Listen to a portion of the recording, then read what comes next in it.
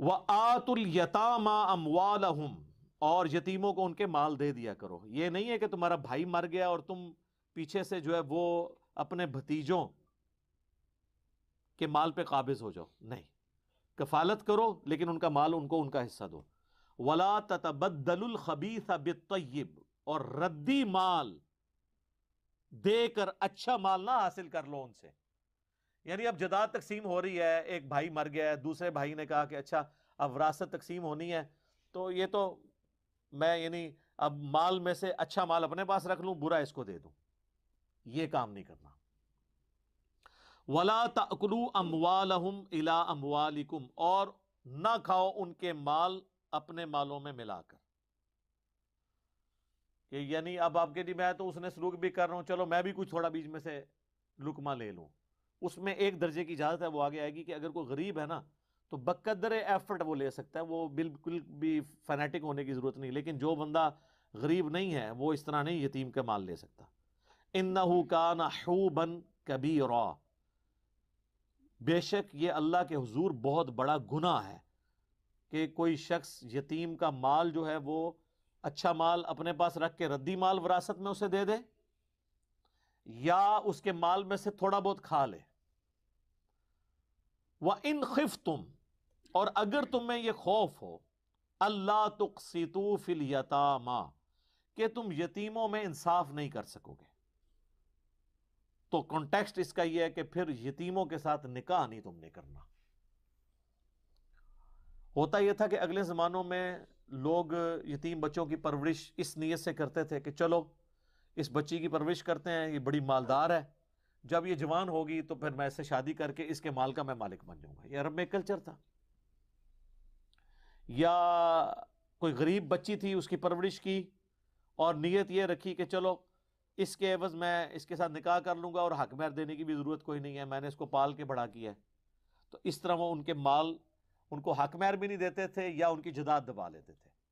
اس context میں صحیح بخاری میں حدیث ہے، اما عائشہ سے جب پوچھا گیا نا کہ یہ یتیم عورتوں کے ساتھ، یتیم بچیوں کے ساتھ نکاح سے اللہ نے منع کیوں کر دیا، تو پھر اما عائشہ نے کلیئر کیا کہ یہ ان یتیم بچیوں کے ساتھ نکاح کرنا منع کیا ہے جس کی پرورش آپ کریں اور اس کو حق مہر نہ دیں۔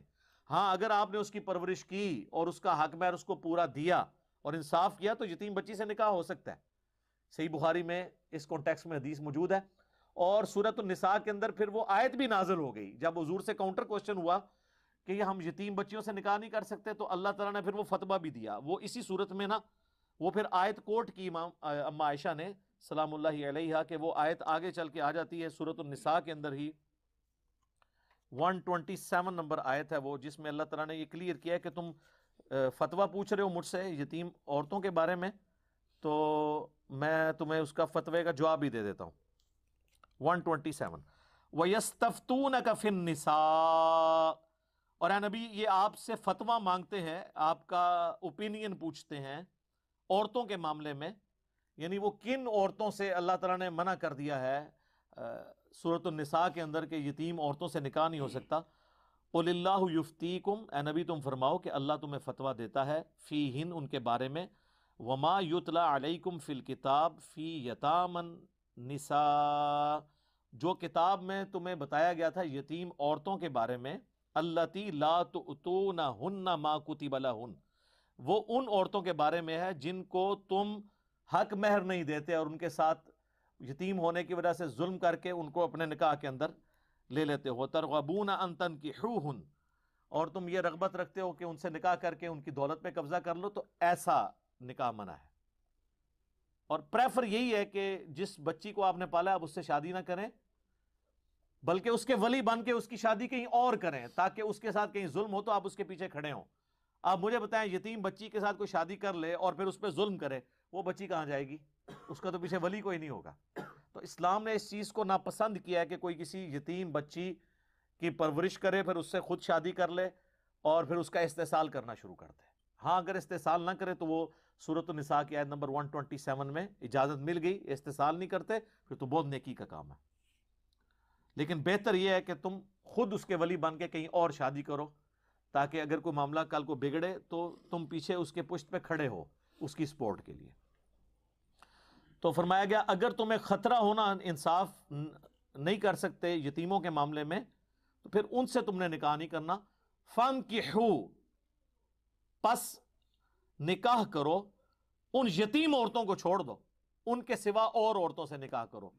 ما طاب لکم، جو تمہیں پسند آئیں، من النساء، عورتوں میں سے، مثنا و ثلاث و رباع، دو دو، تین تین، چار چار. یہ عربی میں بولنے کا یعنی ایک محاورتاً یوں بات بولی جاتی ہے. اب بعض لوگوں نے یہ دو دو کو جمع کر کے چار کیا، تین تین کو جمع کر کے چھ کیا، 10 ہو گئی، اور چار چار کو جمع کر کے 8 کیا، اور کہتے ہیں 18 بھی ہو سکتی ہیں. یہ نہیں، یہ عربی لنگوسٹک ہے.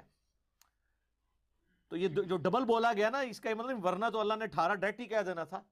تو اللہ ہمارا دو دو کر لو، چلو تین تین کر لو. اب اس کا تین تین اگر میں کسی کو یار چلو یار دو دو ہی لے لو تسی، اگر میں کہوں یار کھجوریں بانٹ رہے ہیں ایک ایک، اور میں کہوں یار چلو دو دو لے لو، تو اس کا یہ مطلب ہوگا کہ ہر بندے کو چار چار دینی ہے. نہیں، مراد یہ ہے کہ چونکہ جمع پہ بات ہو رہی ہے کہ دو دو ساروں کو دیجیے. میں کہوں یار چلو تین تین لے لو، تین تین لے کا مطلب یہ ہے کہ چھ چھ لے لو، نہیں، سب کو تین تین دے دو. تو یہ وہ محاورتاً بات ہو رہی ہے. تو یتیم عورتوں کو چھوڑ کے تم کسی بھی عورت سے جو تمہاری محرم نہ ہو نکاح کر سکتے ہو. 2 3 اور 4 یہ حد لگا دی.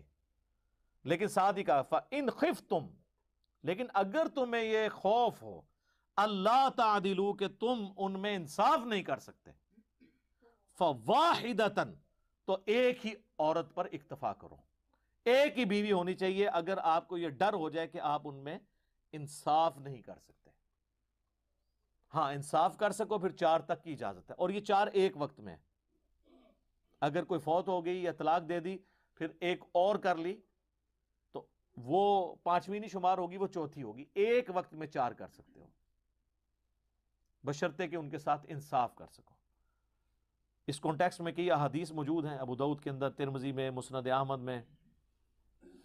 کئی مسلمان ہوئے جن کی 4 سے زیادہ شادیاں تھیں، تو نبی الاسلام نے پھر انہیں کہا کہ 4 رکھو، باقیوں کو طلاق دے دو، اپنا بیچ میں سے چوز کر لو کون سی 4 رکھنی ہے.